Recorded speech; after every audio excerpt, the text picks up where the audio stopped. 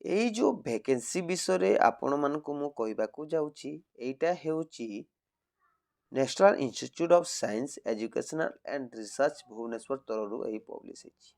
ଏଥିରେ କେଉଁ ପୋଷ୍ଟ ପାଇଁ ଭେକେନ୍ସି ମାଗିଛି ମୁଁ କହିଦେଉଛି।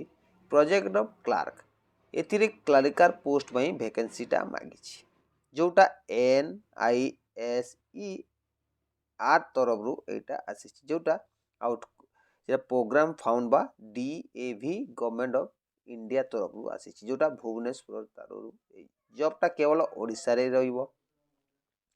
ଏଥିରେ ସମସ୍ତେ ଆପ୍ଲାଏ କରିପାରିବେ। ଯଦି ଆପଣମାନେ ଅଲ୍ ଜବ୍ ଆଲର୍ଟକୁ ଆପଣମାନଙ୍କୁ ସ୍ୱାଗତ। ଯଦି ଆପଣମାନେ ଆମ ଚ୍ୟାନେଲକୁ ନୂଆ ଆସିଛନ୍ତି ତାହେଲେ ଗୋଟେ ଲାଇକ୍ ଏବଂ ଗୋଟେ ସବସ୍କ୍ରାଇବ୍ କରି ବେଲ୍ ଆଇକନ୍କୁ ଅଲ୍ କରିନେବେ। ଏମିତି ସବୁଦିନ ଛୋଟ ମୋଟ ଅପଡ଼େଟ୍ଟା ଆପଣମାନେ ପାଇପାରିବେ। ଏଥିରେ ଉଭୟ ପୁରୁଷ ମହିଳା ସମସ୍ତେ ଆପ୍ଲାଏ କରିପାରିବେ। ଏଥିରେ ମିନିମମ୍ ଗ୍ରାଜୁଏସନ୍ ଯଦି ପାସ୍ କରିଛନ୍ତି ଦେନ୍ ଆପଣମାନେ ଏଥିରେ ଆପ୍ଲାଏ କରିପାରିବେ। କେବଳ ଗ୍ରାଜୁଏସନ୍ ଯଦି ପାସ୍ କରିଛନ୍ତି ଦେନ୍ ଆପଣମାନେ ଏଥିରେ ଆପ୍ଲାଏ କରିପାରିବେ। ବୁଝି ନିଅନ୍ତୁ। ଏଥିରେ ଏଜ୍ କେତେ ମାଗୁଛି? ମିନିମମ୍ ଆପଣଙ୍କୁ 35 ବର୍ଷ ମାଗୁଛି। ସ୍ୟାଲେରୀ ରହିବ 34,000 ପର୍ ମନ୍ଥ ରହିବ। ବୁଝି ନିଅନ୍ତୁ, ସ୍ୟାଲେରୀ କେତେ? 34,000 ପର୍ ମନ୍ଥ ଆପଣଙ୍କୁ ଦେଖିବାକୁ ପାଇବେ। ତାପରେ ଏଥିରେ ଗୋଟିଏ ଆପଣ ଦେଖିବାକୁ ପାଇବେ ଗୋଟିଏ ଫର୍ମ ଅଛି। ଏ ଫର୍ମର ପ୍ରିଣ୍ଟ ଆଉଟ୍ କାଢ଼ିବାକୁ ପଡ଼ିବ। ପ୍ରିଣ୍ଟ ଆଉଟ୍ କାଢ଼ିବେ। ପ୍ରିଣ୍ଟ ଆଉଟ୍ କାଢ଼ି ସାରିଲା ପରେ ମୁଁ ଆପଣମାନଙ୍କୁ ଦେଖାଇ ଦେଉଛି। ଏଥିରେ ଆପଣଙ୍କ ନାଁଟା ରହିବ, ବାପାଙ୍କ ନାଁ ରହିବ, ଡେଟ୍ ଅଫ୍ ବାର୍ଥ ରହିବ, ଏଜ୍ ଲିମିଟ୍ ରହିବ। ତାପରେ ଆପଣ ଯେଉଁ ଡାକଘରର ନାଁ ରହିବ, ପୋଷ୍ଟାଲ ଆଡ୍ରେସ୍ ରହିବ। ଏମିତି ସମସ୍ତ ପରମାନେଣ୍ଟ ଆଡ୍ରେସ୍ ରହିବ।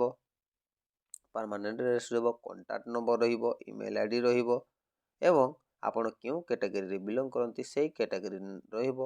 SC ବା ST ଯେଉଁଟା ରହନ୍ତି ସେଇଟା ଦେବାକୁ ପଡ଼ିବ।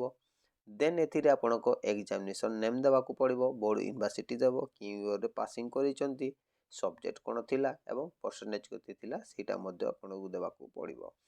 ଯେଉଁଟା ଅଛି ସେଇଟା ଦେବାକୁ ପଡ଼ିବ। ମିନିମମ୍ ମ୍ୟାଟ୍ରିକରୁ ଗ୍ରାଜୁଏସନ୍ ପର୍ଯ୍ୟନ୍ତ ସମସ୍ତ ସାର୍ଟିଫିକେଟ୍ ଦେବାକୁ ପଡ଼ିବ।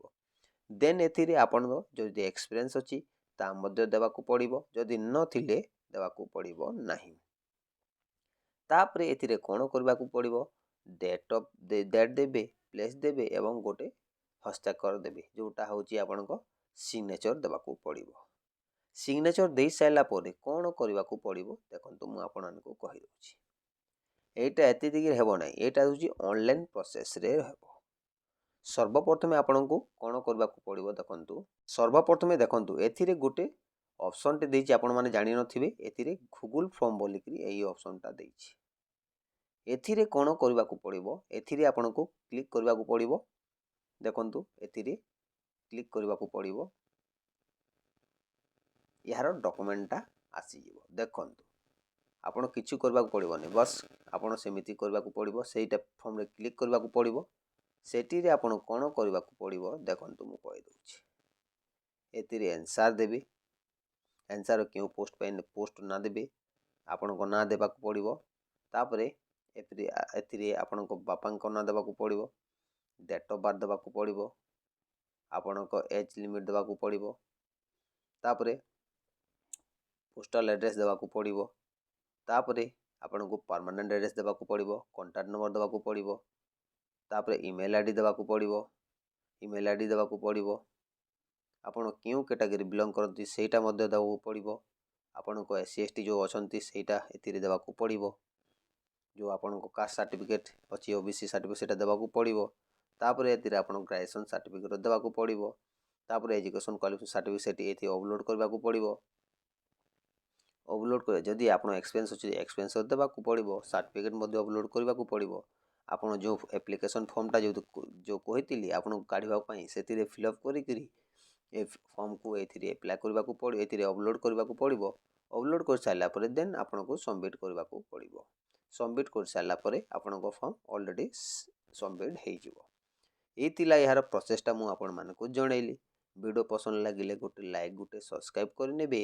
ଏମିତି ଏହି ଅଲ୍ ଜବ୍ ଆଲର୍ଟକୁ ଆପଣ ସବସ୍କ୍ରାଇବ୍ କରି ସବୁଦିନ ଜବ୍ର ଅପଡ଼େଟ୍ ପାଇପାରିବେ। ବୁଝିଲେ, ଏ ଥିଲା ଗୋଟେ ଛୋଟ ଇନଫର୍ମେସନ୍ ଆପଣମାନଙ୍କୁ ଜଣାଇ ଦିଆଗଲା।